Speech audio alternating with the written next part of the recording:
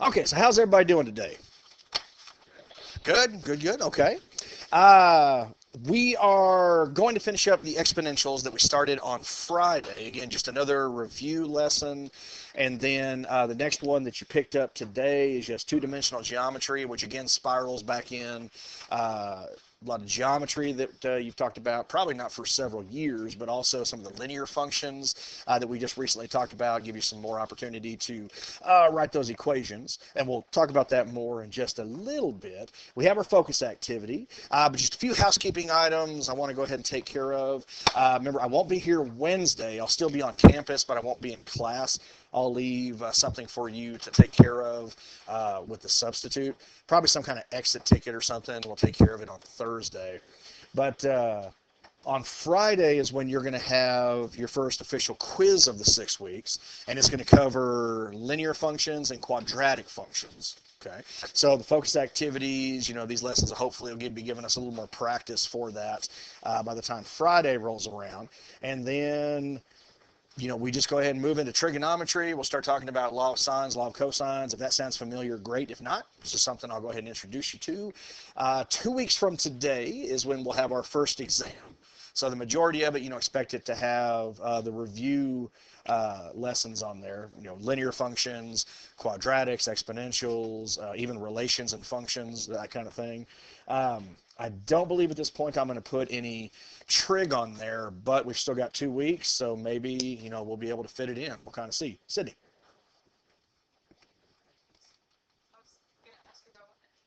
Oh, okay. Yep. Okay. Another thing you probably noticed. Oh, yes, Evelyn.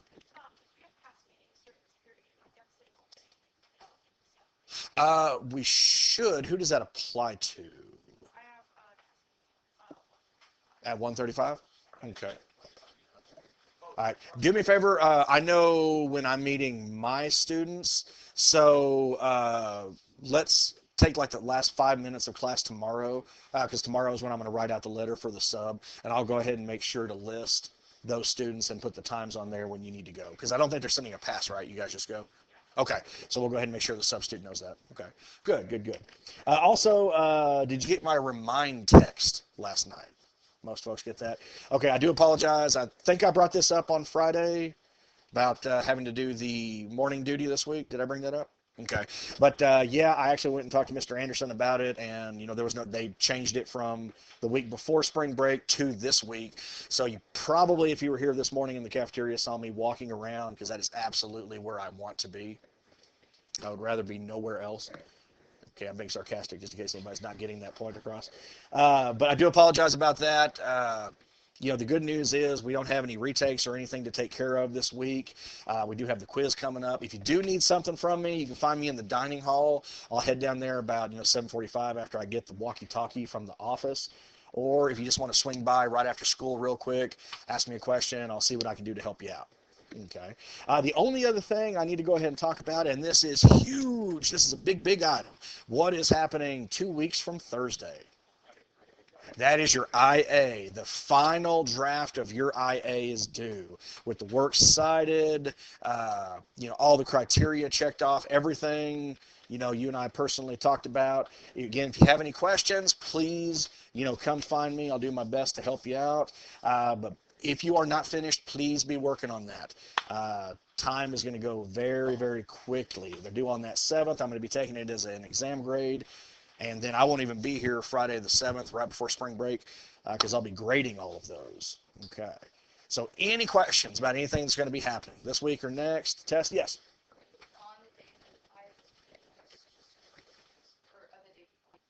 That would be great. If you're going to be gone the day the IA is due, you could turn it in the day before. If you're ready, if you feel you're good to go and that there's nothing else you feel you need to do to it, if you want to go ahead and turn it in, I will get it taken care of early.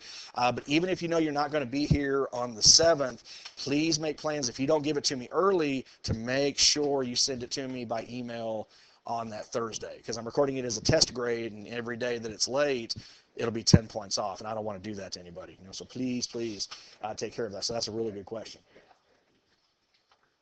If you want to, I mean, again, if you know you're not going to be here, plan ahead. I think because last time I ended up having to print like a dozen different papers, which I don't mind, but that's just a lot of paper. That's a lot of ink, especially considering that they won't purchase any more ink cartridges for us. So just kind of think old Mr. West when you do that. I'm going to help him out. Okay, print it out for me. That would be great. If there's no other recourse but to send it to me by email, we have to do what we have to do. But okay. All right, good. Good questions. Anything else? Okay, to the focus activity. We are in the 6th week, so we are officially 2/3 of the way through the school year. So especially after we get back from spring break, things are going to be moving a lot quicker. We're going to finish up everything we need to as far as our curriculum goes, and then we want to spend a good deal of time reviewing for the paper exams at the beginning of May. So there's still a lot to do. Did anybody else need the key from the assignment on Friday? There we go. Okay, so let's see. First focus activity. It says baseball player hits the ball straight up. Its height above the ground after t seconds is given by h of t equals 30t minus 5t squared meters, where t is greater than or equal to 0. And that makes sense because we're in the real world, so we have to go ahead and confine ourselves to the first quadrant graphically. But A, how long does it take for the ball to reach its maximum height? Okay. So we're not looking for the maximum. So basically, when asking for how long does it take to get there, we want the x value, even though the variable here is t. So Haley, what's that little expression that we've been using to find that? That little expression that will give me the x value in the vertex, that would allow me to find the max or the minimum. There we go. So in this case, because we have t in here, I'm just going to go ahead and say t equals the opposite of b over 2a. All right, now they reversed them, so that's b, that's the a. So the opposite of -5, well, that's 5, over, okay. Oh, I just said we reversed them, and then I went ahead and did that. Yeah, so it's a Monday. So the opposite of positive 30 is a negative 30. And then we want to divide that by 2a, so 2 times -5. All right, so it looks like we're going to have a negative 30 divided by negative 10, so it takes 3 seconds. 3 seconds for the ball to reach its maximum height. Okay.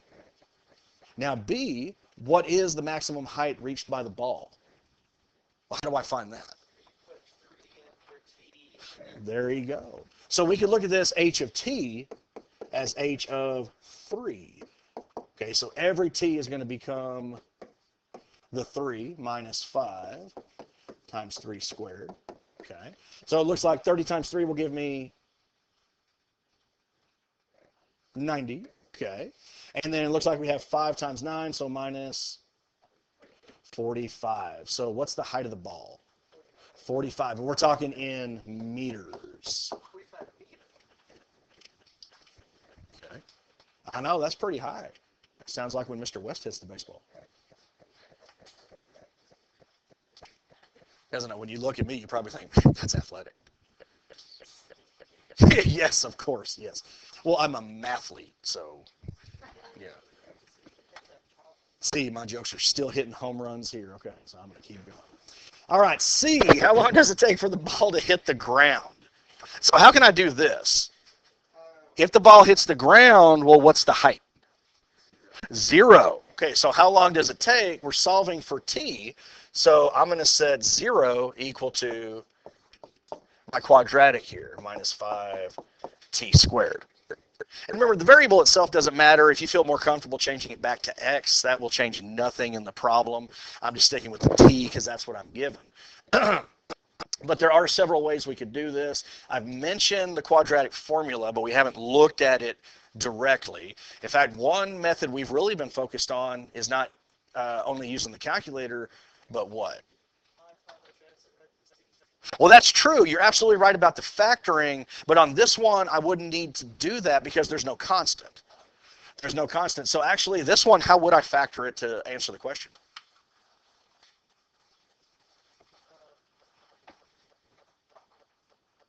I don't have a trinomial. I have a binomial.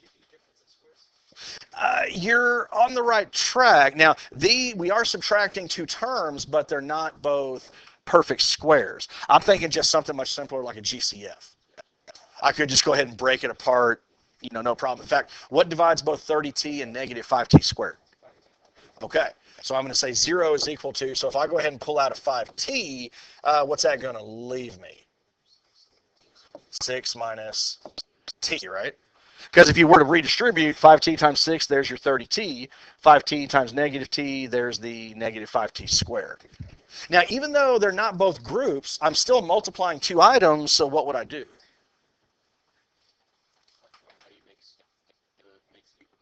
Yeah, there you go. I'm thinking about a particular property that we brought up, though. Starts with a z. The zero product property. Yeah, I'm still going to take each one of these, set them equal to 0. So if 5t is equal to 0, that tells me t is equal to 0. Or if 6 minus t is equal to 0. Hey, thank you. Okay, John. Thank you, sir. So that would give me negative t is equal to negative 6. So we want that variable positive. Now here's the thing. Typically on these, you'll go ahead and get a negative, which you can go ahead and throw out. But the fact that it's 0, I'm kind of wondering if that was just a ball that was thrown very close to the ground and maybe we got under it. I don't know, because obviously the ball is not going to be making contact. Is that the same thing you were thinking of? I was like, how did it start on the ground? Yeah, I mean, it's possible. If you ever watch baseball, sometimes the pitches do get away from the pitchers. I mean, I can say it can happen. I will say the first thing I thought when I worked this problem, I was like, well, that ball's on the ground, but he still hit it, so. He could have just hit it from the dugout. That way he's starting it ground level. Possible. So he just held the bat over. You know, they got to find some way to make baseball more entertaining, right? You know. Okay. All right. So we're not going to worry about this. That was technically the height when we first, or he first hit the ball. So 6 seconds. Okay. And that really kind of makes sense because remember your parabolas have to be symmetrical, right? So we found this parabola in quadrant 1. We found the roots to be 0 and 6. Remember, how long did it take to reach the maximum height? The 3, okay, which is, you know, the AOS. Emily? Oh, okay. All right. So, I mean, algebraically, it does make sense with the values we have. Doesn't make a whole lot more sense in the real world, but that's okay. We don't want to get hung up on that. Okay. Questions? Did anybody have this done before we started? Okay, good. Well, you'll go ahead and get more of these. You know, go ahead and put them someplace safe. And we will probably get our next one on Thursday is when I'm thinking. Okay. You want to save changes? Yes. Okay. So we were talking the other day, we started talking about exponentials, both growth and decay. All right, so you know you're dealing with a growth exponential if the base is larger than what? Larger than 1. We have some restrictions. You know, the base can't equal 1 itself. The base itself cannot be negative. It was a decay function if the base was less than 1, but more than 0. Again, that restriction that the base can't be negative. And every parent not only had an asymptote as the x-axis, y equals 0, but every parent, whether a growth or decay, always went through 0, 1. Because 0, if it's a power on any base, will always give you 1. And I don't believe I did this the other day. Did anybody want me to kind of run through just a quick proof as to why that is? Why anything to the 0 power is 1? Anybody be interested or no? Sure? Okay. It's actually not too bad. Let's say we have something like, let's say 8 to the 5th. And really, if you want, I mean, for a proof, we really should be putting in some kind of variable. So let's say a to the n divided by a to the n. Well, if we go ahead and use my exponent rules, remember when you have a fraction that has the same base, what do we do with the powers? Okay, you subtract them. So it's always the top minus the bottom, right? So this is equal to a to the n minus n, which is equal to a to the 0. Whoop. There you go, I'll do that. Which is equal to a to the 0. But remember, if you take, does somebody not? Okay. Hey. But if you take any value or expression and divide it by itself, that equals what? That equals 1. So see, what I've kind of done here is use the transitive property. Because 1 equals this, but a to the 0 also equals this, then anything to the 0 power has to equal 1. Okay. And remember that, when you hear the word proof, a lot of people shut down a lot of times because you think about this huge, really complicated explanation. And some of them do get that way, yeah, but a lot of them are just very straightforward. Okay. So just in case anybody was curious about that. And who wouldn't be, right? Okay, so I think we made it through, yes. The last one we did was -2 to the 3, 3 to the x. So now we want 2 to the -x. Okay. Well, here's the thing. With this one, right before we even start, would it be increasing or decreasing? Okay. So Eli says increasing. Are we correct? Increasing and then reflected over the y-axis. So it would be what? It would actually be decreasing. And remember, we kind of brought this up the other day. It's still very possible to have a growth base, but it still be a decay function. Okay, and vice versa. If you have a negative, that'll reflect it properly. In fact, one of the problems that we're going to go ahead and, I believe, get to in the last one, PERT right here. Remember the PERT formula? Okay, this one here has a growth base E, which is definitely larger than 1, but it actually can be used for a growth or decay if the power is negative. Okay, if one of those values, well, typically it's going to be R, time won't be negative, but if R is negative, then this becomes a decay function. It just flips it. And let's see how that happens. We were creating tables the other day, 2 to the -x, and we were doing the same spread. -2, then we have -1, 0, 1, 2. Okay. So let's say we go ahead and plug this in. Well, that's 2 to the -2. So that's just 2 squared, which is 4. So the same thing is going to happen to -1, 2 to the -1. So that's just 2. 0 is neither positive nor negative, so that would give me 1. Okay. And now what? Okay, so 2 to the -1. And how do we deal with the negative power on Friday? We flip it. We take the reciprocal. So 2 to the -1 would be 1 over 2 to the +1. So it's just 1/2. And you can already see very easily that, yeah, this guy's decaying. Okay. In fact, what would 2 give me? 1/4. Okay. So we have the parent going through 0, 1. We know there's this asymptote right here, y is equal to 0. So -2 will give me 4. -1 will give me 2. Then we have 1/2 and 1/4. There we go. All right, just like that. And that is 2 to the -x. So let's see here. Who did I talk to the other day? How about Marissa? What would the domain of this function be? It's all reals. Okay, it's still infinitely wide. Negative to positive infinity. What about the range? Emily, can you help me out on that one? How tall is the function?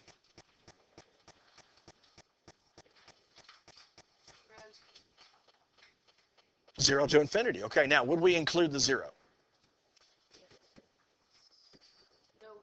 No, because the 0 is the asymptote. Yes, we'll get infinitely close, but never actually make contact with it. The asymptote, we already said, was y equals 0, the x-axis. Now for the intercepts, the y-intercept, okay, that was just 0, 1. But what was the x-intercept? There is not one. No x-intercept. There we go. Okay. And remember, what's the only transformation capable of affecting that asymptote? A vertical what? A vertical shift. So if I were to add or subtract, then that asymptote would just move up or down with whatever value you had. Okay, so this is what we were doing on Friday. Any questions? Okay. Well, let's see. Solving exponential equations. 2 methods. Solve exponential equations graphically, which if you're going to do that, definitely you want to go ahead and put it in the calculator. Because by hand, it really depends on how accurate your graph is. So technology is going to be way faster, way more accurate. 2, solving exponential equations using logarithms. And this is also another idea that we talked about, definitely in the past month. So if I were to have like this, 2 to the x is equal to 10. Just by looking at it, I mean, we know it has to be a decimal between what two numbers? Between 3 and 4. I mean, take a look. 2 squared is going to give me 4. 2 cubed is going to give me what? Oh, wait a minute. Did I screw up?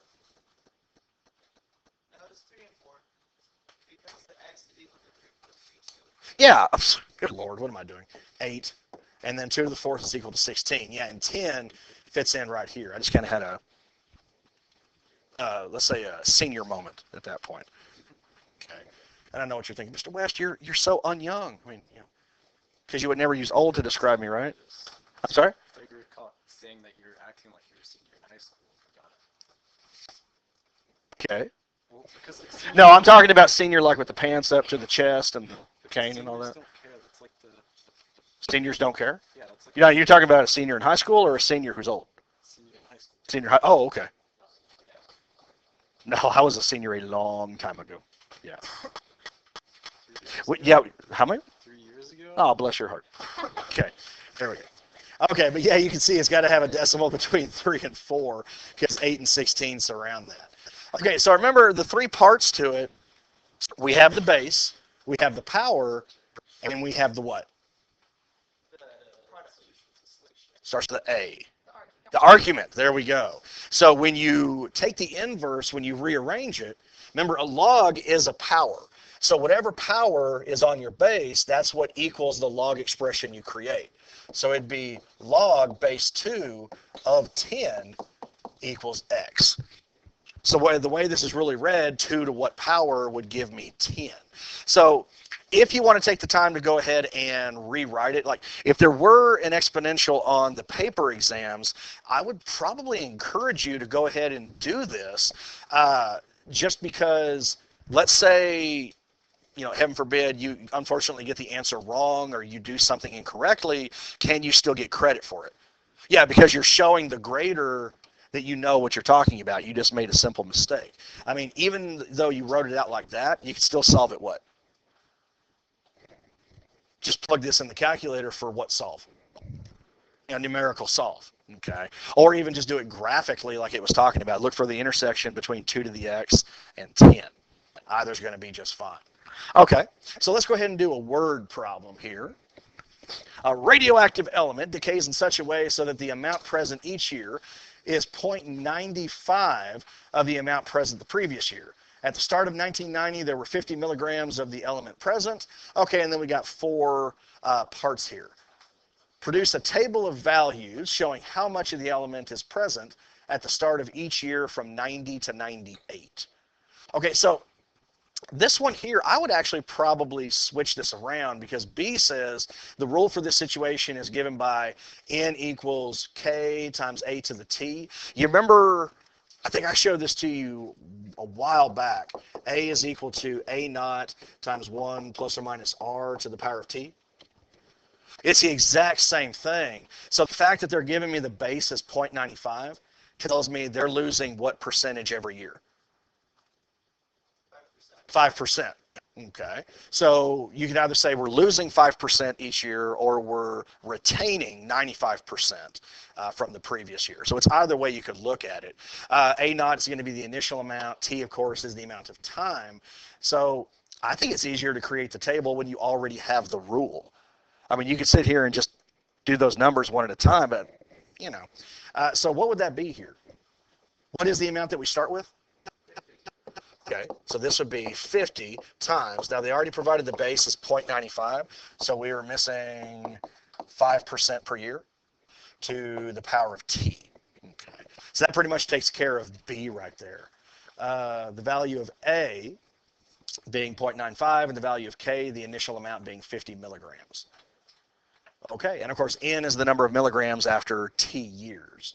So I went ahead and showed you this the other day. We could go ahead and do a few of these by hand. If I were to say, let's say T, I'm going to use the variables, and then we have 50.95 to the power of t. Definitely won't do all of them. But if we're going to go ahead and start in 1990, what's the rule here? Do I want to plug in 1990? What am I doing? There you go. So number of years. So if we're in 1990, how many years have passed since 1990? 0. Okay. So 0. And then in 1991, 1 year will have passed. And then 2. And you should be able to go down all the way to 8, which represents 1998. Okay. So we can represent that here. The horizontal is going to be the time in years. Okay. And then this is going to be the number of milligrams. Okay. So let's see here. I would go ahead and say, like 1, 2, 3, 4, 5, 6, 7, 8. Okay. So that represents all of the years from 90 to 98. All right. So if I did plug in 0, what's 0.95 to the 0? Okay. 1 times 50 is 50. So it makes sense when we first start, we should have the original amount. Okay. Now, if I were to go ahead and plug in the 1, 50 times 0.95 to the first. Okay. Well, let's see here. 50 times 0.95. And there's no reason to put to the first because it's just 0.95. So I'm getting 47.5. Eli, is that what you said? Yeah. Okay. Okay. So this is 50 losing 5%, or I'm keeping 95% of the value. Okay, the amount. So you can continue to do that over and over again, but I would probably just do this now. Yeah. So 50 parentheses 0.95 to the power of x. You just got to plug in x. So when I hit enter, now I don't see anything. Is that okay? Yeah, because remember we just showed that the very initial amount's got to be 50, and this one only goes to 7.39. So it's actually crossing pretty far up there. So if you want to see the graph, you can go ahead and just change your window settings or change the positive y-axis. Let's see here, menu, window, or we could even just zoom out. Okay, either or. Zoom out from the center. And there we go. So you can tell where it crosses has to be 50. Let me escape that so I'm out of here. Okay. But yeah, if you just wanted to go ahead and complete the table, then let's say control what? T. There you go. And see right there, the 0 gave me 50, the 1 gave me 47.5, and now it's just a matter of copying those down. And that's really one thing that we're going to be hitting hard when we do the review is all the calculator strategies. I want to make sure that you are really good to go on the calculator. Now, I prefer you can do it by hand, that'd be the ideal situation, but we also want to make sure you pass what? The tests. Yeah. So you walk out with a big smile just like you do every day in class, right? What's that, Eli? Get that diploma.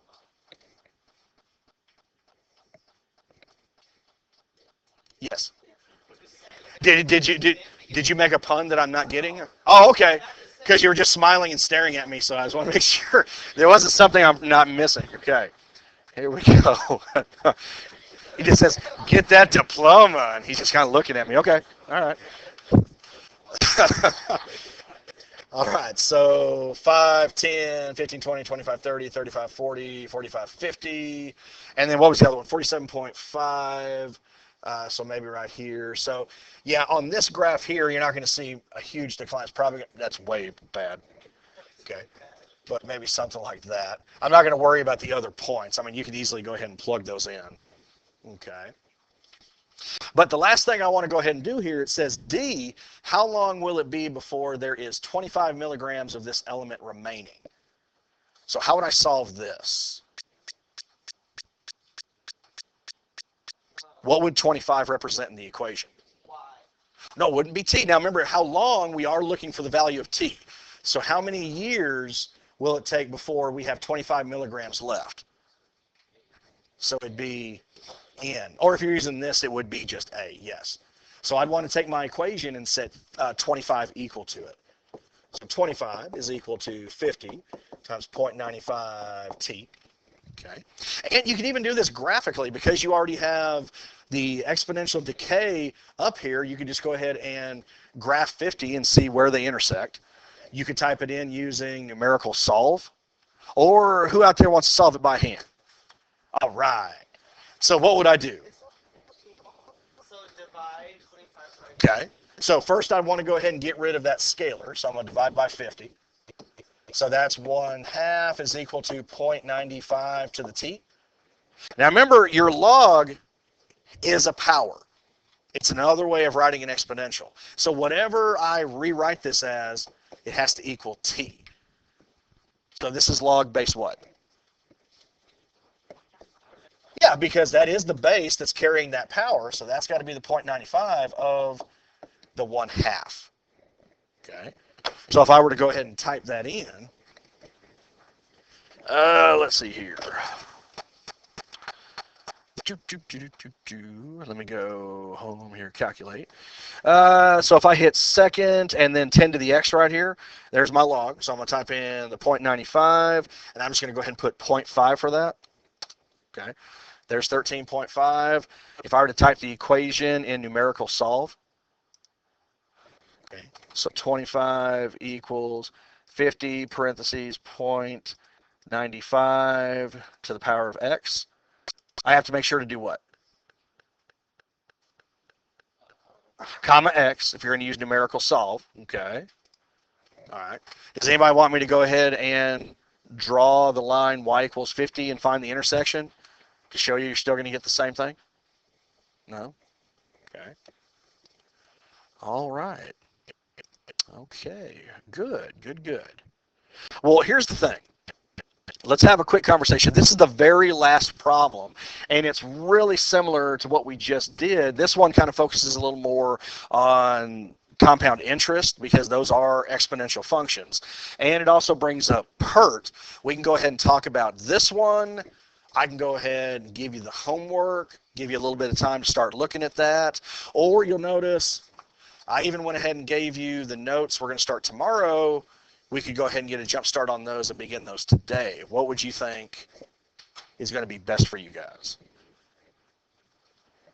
John, what do you think? What does this homework do?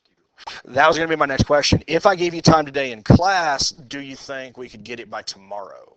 Or would that be too fast? Because the only other day would have to be Thursday. That'd be too fast? Okay. So we want a couple of days to go ahead and do it? Okay. Well, then let me go ahead and give you the assignment. Okay. Here we go.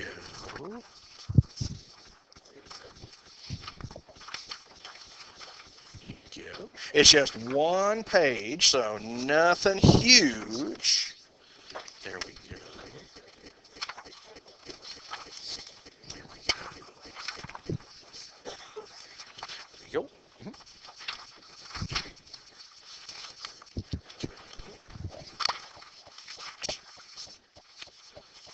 3 and 1. There we go. Okay. So we're going to go ahead and make this due Thursday. Okay. So Thursday when I get back. Okay. So that's the plan for that. We'll have the quiz on Friday. Remember, that's linear functions and quadratic. And I have a really nice second focus activity that walks us through a lot of linear functions. So if you do it, you should be perfectly fine for the test. Kind of expect those kind of questions because I think I put more word problems than anything on the quiz. So I'll leave it up to you. Do you want me to go ahead and give you this last time to start your homework, or do you want to go ahead and look at this last problem? Gabby, what do you think? Oh, no, Gabby, you just said. Okay. So what would you folks like to do? So many good suggestions. You want to go ahead and do the last problem? I like the way Samir thinks. Okay. Okay, so let's see what we got here. $500 is deposited into a bank account that pays 5.40% interest per annum. So that just means annually. Okay. One time a year, every 12 months. So A, how much money will there be in the account at the end of 6 years if, okay, so A1, the interest is compounded quarterly. Okay, so we're going back to these compound interest problems. So think about the form. Okay, the amount you have is equal to, what was C again? Okay, the initial investment times 1 plus, now we put R over what? 100K, yes. Where R is the interest rate, K is the number of times you're going to compound it per year to the power of what? KT. That was the total number of times over the life of the investment that it would be applied to the money. Okay, so here we're starting with 500 times 1 plus. Now remember, this version of the formula that IB uses has us keeping that 5.40 as a percent. Because when we divide it by the 100, that's what converts it to the decimal we need. But I'm not going to put 100 here. What am I doing? Remember, we're compounding it quarterly, so that is how many times a year? I heard 3 and I heard 4. 4. Okay, so what should I put here? 400. And then, bless you, the power is now going to be 4 times a year for how many years? 6 years. So 24 total times interest is going to be applied to the amount. Okay. And then it's just a matter of plugging in everything we have here. So let's see, 500, parentheses 1 plus, control divide. We had 5.4 over 400. And then let's get out here, close parentheses to the power of 24.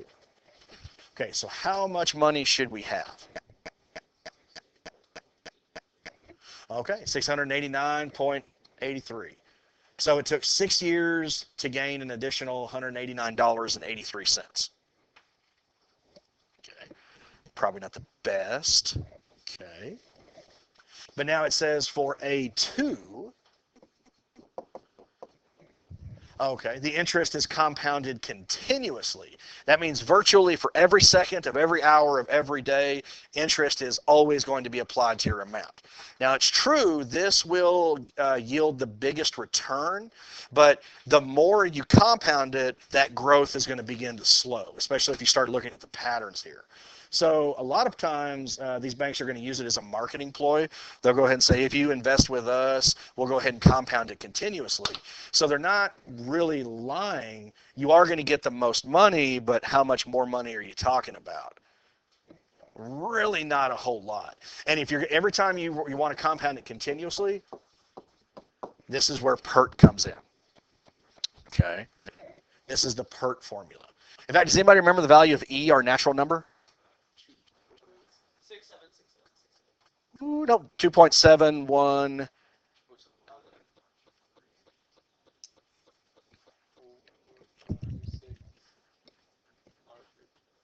8. I thought he was going to go all the way and he just stopped. Okay. About 2.718. Okay, is what you're going to be looking at. So the thing here is when you use the PERT formula, you do have to change your percentage to a decimal. Because if I go ahead and put 5.4 in there, it's going to believe it's 540%, which would be amazing, but that's nowhere near realistic. Okay, so let's see what we're going to get. We started with the, I'll go ahead and put PERT here again. So A is equal to the 500 that we started with times E. So we're going to have a product of 0.054 times, and we are still going to leave it in for 6 years. Now remember, when we compounded it just 4 times a year, we got $689, right? Was that right? So now if I come over here, 500, and you'll notice there's an E to the X button right here. It also has your natural log next to the log button. So you type it in, it'll automatically give you the approximation for E, but also give you a power. So I'm going to go ahead and say the 0. What was it? 0.054? Is that what it was? Times 6. Okay. So see, that's the trick. You are getting more money, but how much more did you get? Yeah, not really a whole lot. Okay. And the reason you have to think about this is because in going from 1 second to the next in the life of an investment, how much time has it really had to grow in a second? I mean, is it growing? It is growing, but that growth is just super tiny, and you're still taking the percentage on top of that. Okay, so maybe you could supersize. I don't know. Okay. All right. Under continuous compounding, how long will it be before the money in the account is doubled? Okay. Well, continuously compounding means I want to use this right here, PERT. Okay. So I'm going to use this same formula. So 500E. Now, we're looking for how long, so that means we want T, right? So this power should be 0.054 T. And what should it equal? 1,000. Okay. All right. Now, the only thing here is that if your base is E, okay, you go ahead and use what kind of logarithm? The natural log. You don't want to write it like this, log base E. Okay, we don't do that. Okay, I mean, there's nothing saying that you couldn't do it, but it's just like math etiquette.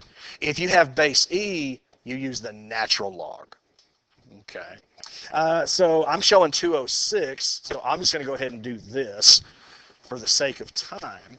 I'm just going to go ahead and plug it in. But you would still solve it the same way. I would divide the 500 over, convert it to a natural log. So let's see here. Menu, numerical solve. So we got 1,000 equals 500e to the power of 0.054x. Okay, close the parentheses. Now I need to get out of that, comma x. So has anybody actually solved it? Okay.